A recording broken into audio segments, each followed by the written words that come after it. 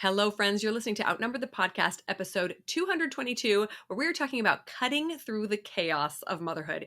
I know you know what I'm talking about when you show up to be a mom one day and all of a sudden everyone is screaming and yelling at you and they all need something at the same time and you're about to lose your mind. So we have 5 concrete tips to help you get through those moments of chaos today, but don't miss number 3. That's the one Audrey and I struggle with the most. Let's dive in.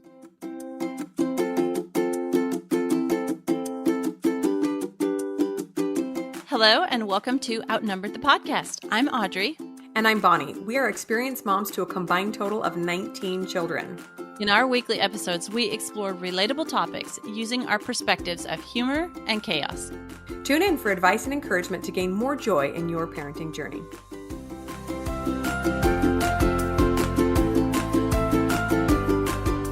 Welcome back to the podcast, you guys. Today, we have a great episode for you today on cutting through the chaos and the overwhelm and the psychosis of your crazy household. And if your household is not crazy, maybe you can listen anyway and it will get that way someday. But if it's not, we envy you and good job on managing the household. For the rest of us that tend to find ourselves in the middle of chaos every day or at least a couple of times a week, this is the episode for you. So let's dive in. Yeah. I was saying to my husband, I was like, yeah, this is what we're going to talk about this week. And I was like, but I don't think our house is that chaotic. And he's like, honey, I don't know anybody else who would walk into our house and think it wasn't chaotic. I was like, yeah. He's like, maybe somebody else who has 9 kids.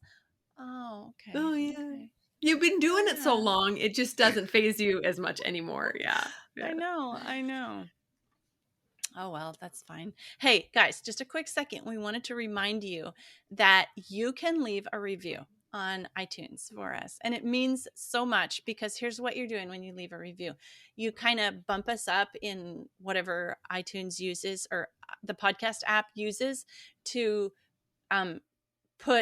recommend shows. And we want other moms and dads just like you to hear what we have to say. So if you could leave us a review, it would mean so much. Just take a couple seconds to type in something about one of the episodes that you liked or appreciated, and we'd appreciate it so much. Thank you. Yeah. In fact, if you're not driving, just hit pause right now. Go write us one super quick. It is like lightning fast. And it's not just an ego inflation. It really does show other people that we're worth listening to. If you have a podcast you love, that's always super helpful to recommend. If not, meaning an episode that you love, you can put that in there. If not, just say something about how you enjoy listening and we love you forever. So thanks so much for doing that. Okay, so it's funny, Audrey, that you say that you think your house is not terribly chaotic, because I will say this, when people think of chaos, they generally think of like yelling and screaming and people running around all the time. And yes, there is some of that going on. But in my mind, chaos is also just kind of a lot of things going on and busyness, right? And what I've noticed is as my family has grown, I've had to kind of settle into that new phase of chaos with each baby or each new phase that comes up, right? So like right now, I would not call my life busy. It is full, but all my friends and family do. Oh my gosh, you're so busy. I'm like, oh, am I? I've just kind of gradually fallen into this phase of where I have a lot of things going on because I have a lot of children and also a business and other things. So this is just for anyone who has a very full life and finds themselves sometimes battling that feeling of overwhelm and how to kind of cut through that. So a few of the things that we have mentioned before is that we have both been surprised about how loud life is with a large family. So that is something that is kind of chaotic that can wear on us. And sometimes it's not bad loud. Sometimes it's not bad chaos. Sometimes it's just lots of fun and giggling and playing and it's a lot of stimulus is what we're saying.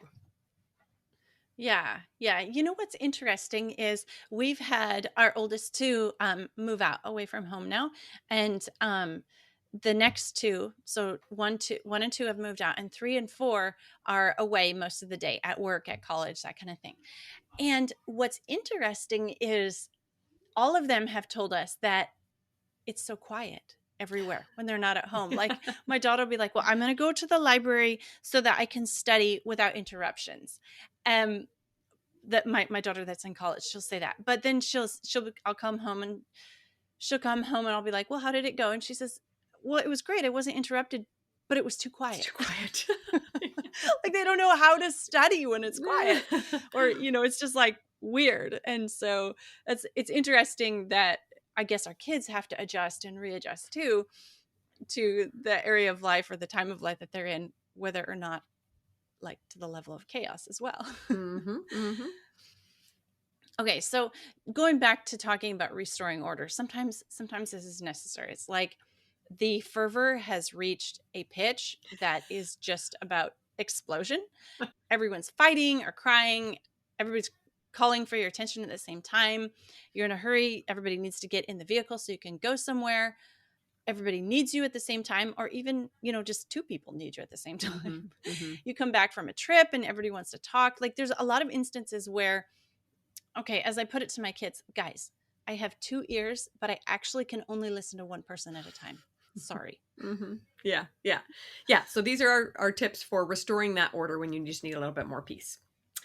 Okay, so the first one is not going to be a surprise for you, but it starts with yourself, and it is learning to manage your own emotions. When everyone else is going crazy and then mom goes crazy, guess what? Doesn't help anything. And of course, we know this, but it's maintaining that calm and order emotionally and mentally that becomes a real challenge for us when we're thrown into the midst of all these screaming crazy kids that all need our attention at once, right? Recently, I have struggled with this a couple of times, and I've started chanting a mantra to myself, and that is, I'm only in charge of my own emotions. So I'm not in charge of stopping the fight. I'm not in charge of making everything fair. I'm not in charge of making sure everybody feels loved. I'm only in charge of my emotions. So that might seem a little simplistic, but that has brought me back to my own priority, which is me. And when I am managing my emotions, guess what? The kids calm down quicker and then they feel loved more because I am this stable, calming force. Does that make sense? Yeah, totally, totally. One thing, that's a great mantra to like just have a sentence you fall back on to help Mm-hmm. you. You totally need to pay attention to the stories and the sentences in your head. What are you telling yourself? Mm-hmm. But here's something that I do. I just take, like in the middle of the chaos and the noise, before I respond to it, I take a deep breath in through my nose, out through my mouth. Okay, Mm-hmm. so Mm-hmm. breathe in a big huge breath of air and then blow out anything, like all those negative emotions, like let those go with your breath, and then you're in a better place to respond. Mm-hmm. So there's a saying that a lot of times I do yoga for exercise, and I like yoga with Adrian on YouTube, and she has this saying that when she's in you deep breathing, she has you take a deep breath and she says lots of love in, lots of love out. Mm-hmm. And okay, all right, that's kind of what I'm doing. When I take a deep breath, I exhale, and then I can respond. It's like just a reset, because I do notice, like if I'm responding with negative emotions or emotions that I'm not proud of later, I do notice that I have been very shallowly breathing, Mm-hmm. like just kind of panting or not really, like I don't know, I think it just gets oxygen to my brain, Mm-hmm. honestly. So it might seem impossible to have like a sentence that you can say or remember to take a deep breath, but if you do it once, that's the beginning, and then practice it, do it again. So practice makes perfect. You just start with one breath or one sentence in your mind. Yeah, and if there's anything that motherhood will give you lots of, it's practice for patience and calming yourself down, right? Yeah, and I love that. I really do think that influx of oxygen helps us think better, right? And maintain that calm. What's interesting is think about when you have a flood of adrenaline, when you go into like fight or flight, you start to pant, right? You start to kind of hyperventilate a little bit. And I think that's what happens sometimes in these chaotic scenarios is our kind of primitive brain is like, warning, warning, warning, warning. Something is going wrong. This is not right. The fighting, the screaming, whatever, like self-protection mode. And you kind of go into the fight or flight, right? So to just come back to yourself and say, nothing's gone wrong. These kids are just psychos. It's all normal. It's totally fine. Breathe in, breathe out. I love that. So there's a couple of default sentences that I find myself holding on to when things get crazy. And I'm going to share them with you, see if they sound familiar to you guys, okay? These kids are driving me crazy. I have that one like on a loop in my head. These kids are driving me crazy, right? I can't handle this. I think that a lot. And sometimes it's subconscious, but when I'm poking around in there, I find that one a lot. I also think, why is everyone so loud? Why is everyone screaming? Why is everyone fighting, right? What those do is they just reaffirm that there's a big problem here and that I don't know how to handle it, right? So, like I said, what I've worked on instead is something like, my only job is to control me. Or another one I like is, of course, everyone needs me at once because there's all these kids and just one mom. Or of course they're fighting. They have some sort of obstacle here. Just to kind of just accept that, of course this is happening. This is normal. Yes, yes. Going back to that fight or flight response, you guys might remember in our episode on sensory processing disorder that I have that going on. So I'm with loud noises, I'm especially prone to go into that fight or flight. So if you're especially bothered by loud noises too, you might go listen, give yourself a refresher on that episode. But yeah, I really appreciate that. Like accepting this is the way my life is. I do have a big family. We do make lots of noise. Mhm. There is a lot of chaos. Helps. Because like, what are you going to do? Kick out 3 of the kids? Like, go live somewhere else? Well, you did. I want to kick some out. Just kidding. They moved Oh, out. yeah, I guess that's different. Whatever. Oh, that's funny because back at the beginning of quarantine, there was this thing where I think the government was thinking about limiting it to like 10 people, in one place at a time or something. You remember Yeah. that? And my husband and I were like, okay, so which of us Who gets to you go live taking? somewhere else? Or yeah, yeah. Or which of our kids can go live with the neighbors or I was something like, like I that. volunteer as tribute. I will leave and I will go live at the neighbor's house so that you guys can all quarantine in place with only 10 people. I guess I'll take one child with me. Oh. That's so funny. Oh. All right, moving on to step 2. Acknowledge that where much is given, much is required. You guys, as the moms of many children, we are so, so, so blessed. We experience the joys of babies, toddlers, teens over and over again. We get to have every stage, and we get to go through it because we have a large family. It's like we get to do it so many times. It sometimes we're in the middle of it. It seems like a curse, but you guys, it really is a blessing. I have oftentimes one of our kids will say, oh, when one of our older kids, oh, when little kids were my age, you guys never, or you guys we always had to. But often I say to them, but guys, I'm so glad I have a second chance because I don't feel like I did that right with you. Yeah. Yeah.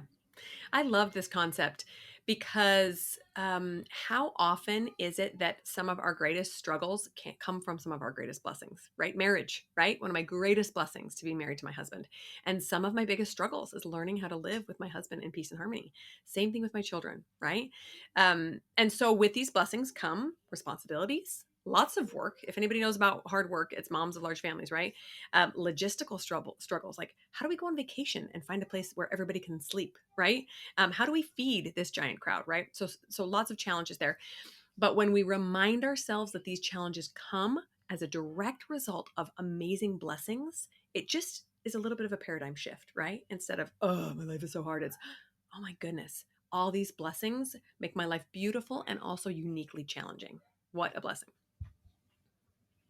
Yeah, I love to think of that verse in the Bible that talks about, I'm sorry, I didn't look it up beforehand, but it talks about you won't be given more than you can handle, more than you can bear. Like you will be given grace Mm-hmm. for the things that you have been given, like with your gifts or with your trials. They're God knows what we can handle, and He's not going to give us more than that. And I will say, That's yeah, I will say in regards to that, you might disagree with that. There have been times when I've thought, I can't handle this. But I will say that we are infinitely, we have an infinite amount of potential, right?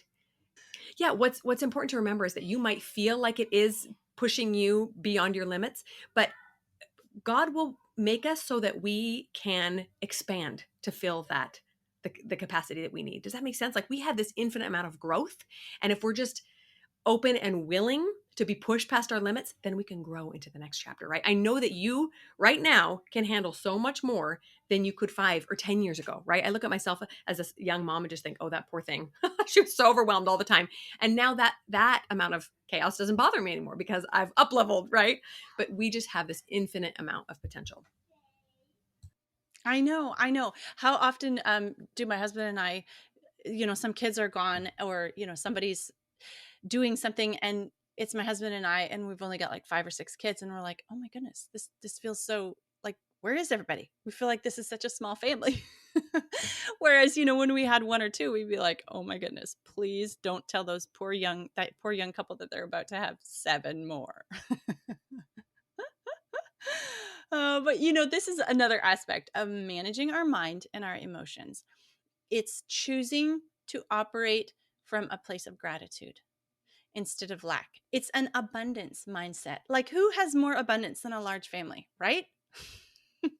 Moms of large family. It's operating from that place of abundance rather than a place of lack. And it can offer us a huge shift in attitude. Yeah. If you don't believe your life is abundant, go look at your sock pile. You have a life Yeah. full of abundance, right? And this potential for Yeah. so much good, even amongst the chaos. I love that. Okay, so step 3 is going to move us into some logistical steps now that we worked on our mindset a little bit, right? And my biggest tip for this is to put down any distractions and stop buffering, right? If you don't know what buffering is, that is when we do something to avoid feeling emotion. And when there is chaos around you, there will be a lot of emotion coming up for you, right? Frustration, resentment, anger, whatever it is. And we very often immediately go to a distraction, right? But if you're paying attention to what's going on around you, you'll be able to manage the chaos so much better, right? So my thing is my phone. That's my buffering. When my kids go crazy, I pick up my phone and I scroll Instagram or I check my email or anything to disconnect myself from all of this that's going on because it's just too much, right? I just want to get lost in the internet. Yeah, but okay, so here's what you're doing to yourself. I submit to you that you're actually creating more chaos. When your kids see you disconnect, they are going to try harder to get your attention. Mm-hmm. Your Mm-hmm. brain, you tell your brain to try to ignore the chaos, and they get more frustrated because you're resisting, you're not giving them attention, and then it's just a spiral. It gets worse. So then it's just creating more frustration in them, but more frustration in you because you're like resisting the negative Mm-hmm. emotions about all this chaos. You're just like, oh, what was it? Who is it that talked about one of our guests in their episode about shoving the beach ball down? I could see her face. I can't remember her name. We'll link that one in the show notes. You like trying to keep the beach ball down underneath the water, the negative emotions and like pretending they're not there. But who can hold a beach ball under the water, right? Then all your I think it was time, Rhonda, wasn't it? Rhonda? yes, it was Rhonda Farr. Rhonda Then, Farr. Yeah. yes, Mhm. then all your time is spent trying to keep this beach ball under the water, these negative emotions down, and you really don't have any capacity for anything else. So, Mhm. like, go back and listen to that episode too. It was really good. She addressed like what you can do, how you can get through that, because there is a temptation. Well, I don't want to feel negative emotions, so I'm just going to go to my happy place on Pinterest or wherever it is. That's not your Yeah. kid's happy place. Yeah.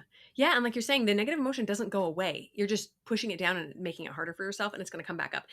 I would suggest allowing yourself to feel the frustration or whatever, and then going to work to help manage the chaos with maybe a reward for yourself at the end. So, this is what I do. I will just say, okay, things are chaotic, crazy. I want to just go grab my phone and check out for a minute. But instead, I'm going to take care of what's happening here. Maybe it's lunchtime chaos. Maybe it's getting kids ready for bed, whatever. And then when I'm done, this is the reward I'm going to give myself. And very often it's, I'm going to go read that novel I've been putting off, or I'm going to go lay in my bed and take a nap, or I'm going to go lock myself in the bathroom and text my friend back who I've been trying to text all day long, right? Just allow myself to have something fun to look forward to after I get through this chaotic time right now that I want to avoid. Yes, yes. So, step 4, create and follow a system for regaining order. So, have the kids line up or wait patiently. That's really hard when there's chaos. So, sometimes I'll say to my kids, everybody go outside and run around the house 3 times. And I'm going to respond to this text because this is my friend and she's wanting to know when we're going to, meet her next.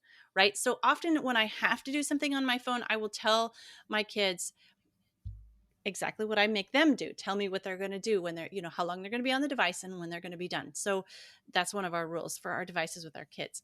So I will observe that as well, because if I'm making them observe it, it's respectful for me to observe it as well. So I say, you Mm-hmm. guys are going to go outside for 5 minutes and have a recess or climb a tree or run around the house 3 times, do 10 push-ups, whatever. Well, I respond to this text, and as soon as I'm done, I'm going to call you guys and you're going to come in and we're going to have a snack, and then we're going to try this again, whatever this is that has devolved into chaos. Yeah, I love that plan. Yeah, especially when you are doing something that looks like buffering, right? But you actually have Yeah. a task to complete. Yeah, I love that. So I know you. I remember in another episode, Audrey, you talked about how when multiple kids need you at once, you have them just touch you, like put their hand Yeah. on you, and so you can kind of go in order of hand. I love that system too. That's great. what I've noticed is when I'm disconnecting a little bit, so I'm distracted with my phone or something else, and kids are getting crazy, I often just by default give my attention to the loudest kid or the one who's crying, or and that's not the one who's been patiently waiting the longest, right? Or who has something a little bit more urgent. So I really need my brain to focus, to go, wait a minute. You might be crying the loudest, but she's been standing here for a while and really needs my help so she can get out the door or whatever it may be. Um, and then I can communicate with them. Oh, I see that you're upset. Really, there was a fight going on. I'm actually going to finish talking to her about what's going on with her, and then I'll be right there with you. And you'd be surprised how quickly a kid can calm down when they know you are coming to them, as long as you honor that and don't then go get distracted and not come to them and see what they need. Even it's something simple like they just want to show you a drawing, that can devolve into chaos quickly if you do not follow up and say, what did you want to show me? Show me, right? And some days I just think, gosh, it's not so bad having 10 kids. And other days I'm thinking, what did I do? This is chaos. They all need me. It's crazy. So these are the times when I just have to really focus on what's going on, give my kids the attention they need. Yes, yes. When you do respond to that loudest voice or that most terrible crying just to make it stop, that's reinforcing that Mhm. whoever's loudest gets attention first, which you're not doing yourself any favors. Mm-mm. You But do not want that game. no, kids don't function well when there's chaos either.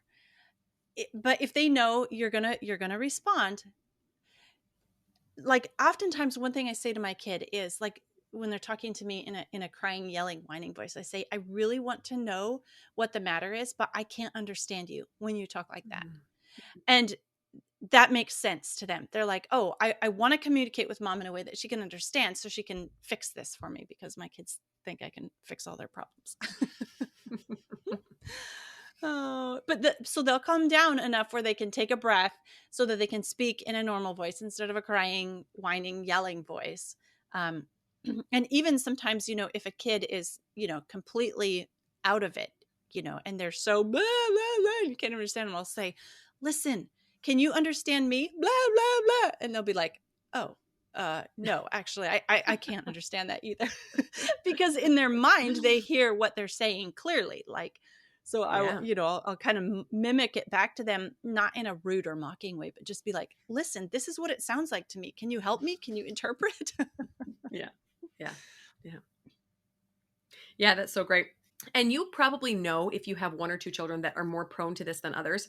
I have one who struggles with a lot of things, and she um, gets herself worked up and just cannot communicate in any way that we can understand her. And we have to bring this up almost on a daily basis. Like, ooh, calm down. You know, just tell me in simple words.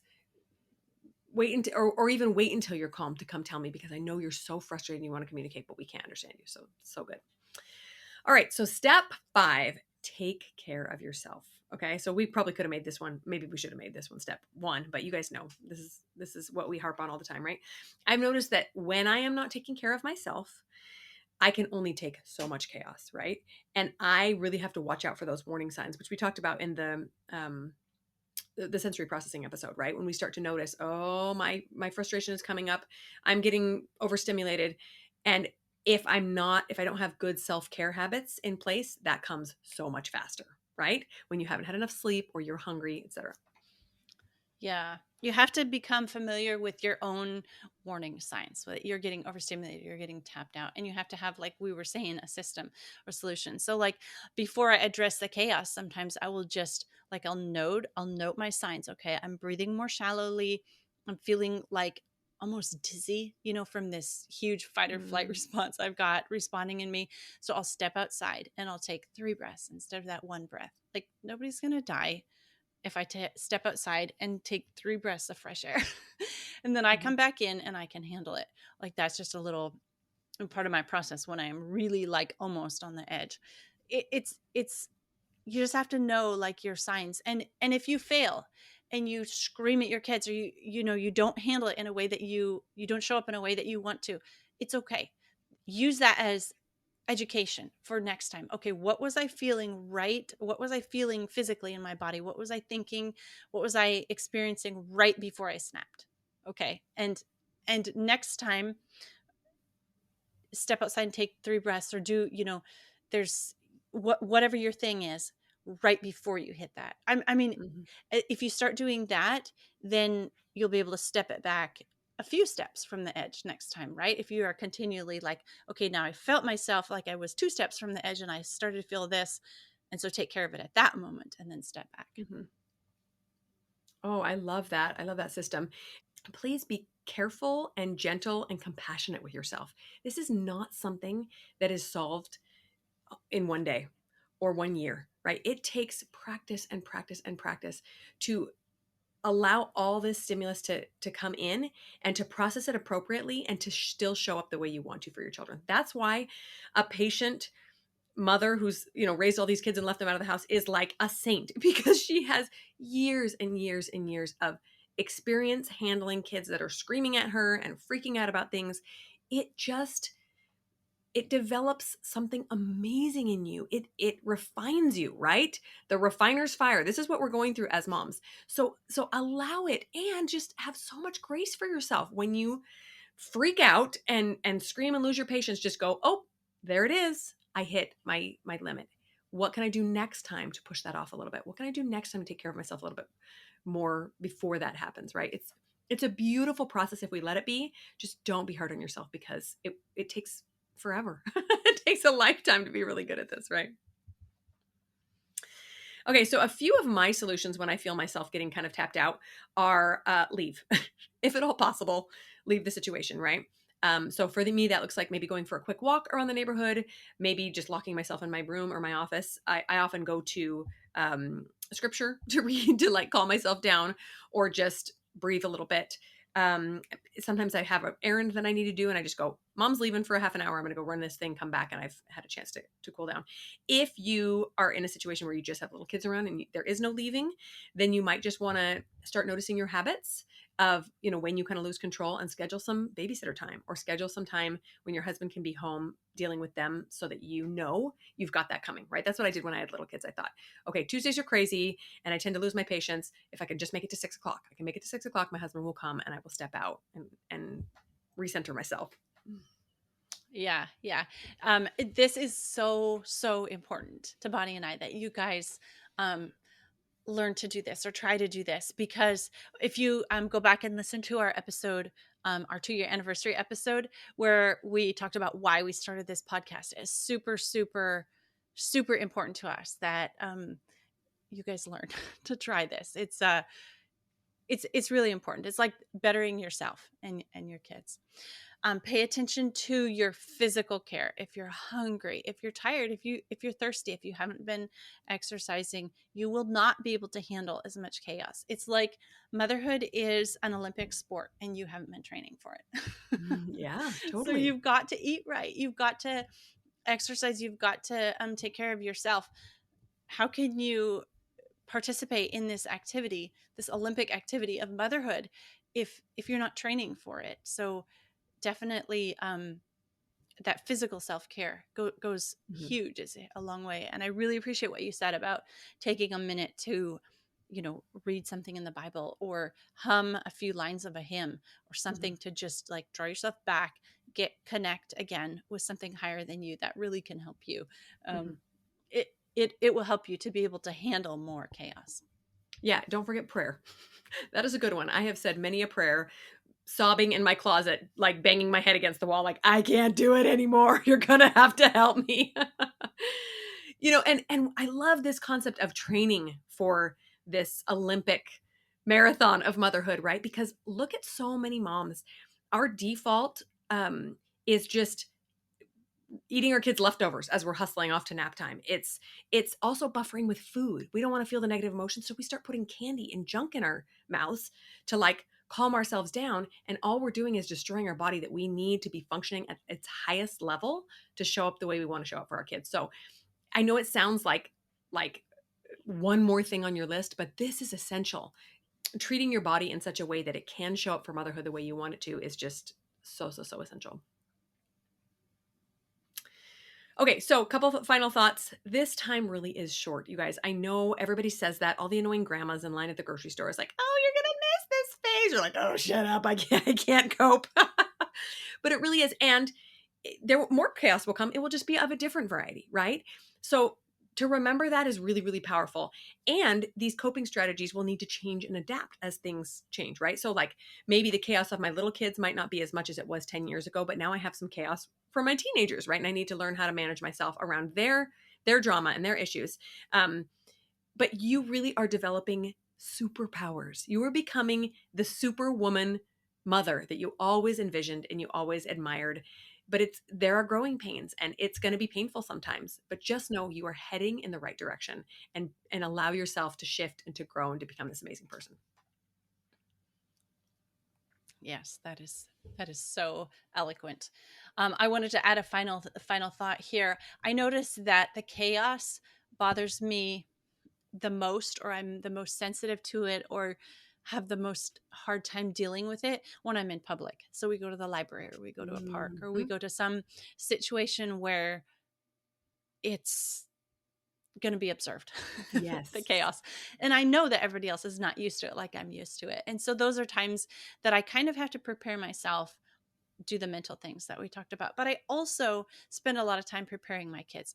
I honestly have no problem saying to my kids, guys, we are a large family, and we're allowed, and people aren't used to that like we're used to that. So we're all going to make an effort to be super conscious of how other people are perceiving us, like just to be respectful at the library. If we go in, you know, 6 of us, 9 of us, whatever, and we're just at the top of our lungs, they're going to think like they're being invaded by a mob or something.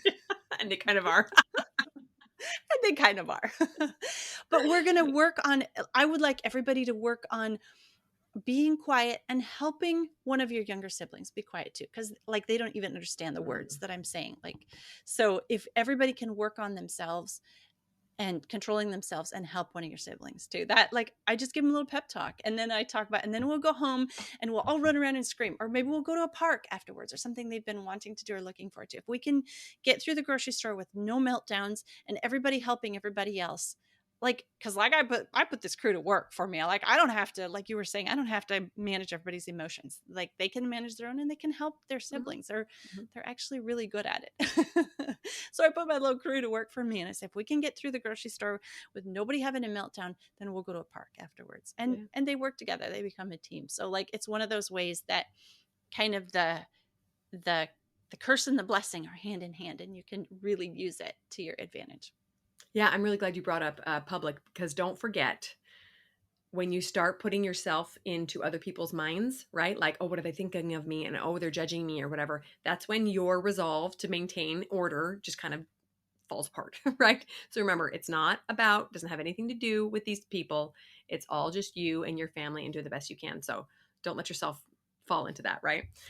So we hope this was helpful, you guys, whether you have 2 or 3 kids or 15, there is chaos involved in motherhood, but following these steps should get you to a place of peace and karma, even while everyone is going crazy. So we'll talk to you next week. I'm Bonnie. I'm Audrey, and we're outnumbered. Thanks for listening, friends. Click the link in the show notes to subscribe to our email and never miss another episode. Show us some love by leaving a review on iTunes or sharing the podcast with a friend. Thanks for all your support. We'll talk to you next week. If you believe that we are God's children, we have an infinite amount of potential that can grow and become these amazing. You hear my kid cackling? What are you laughing? Inappropriate timing. Inappropriate timing. Let me start that On part the again. cackle. Yeah.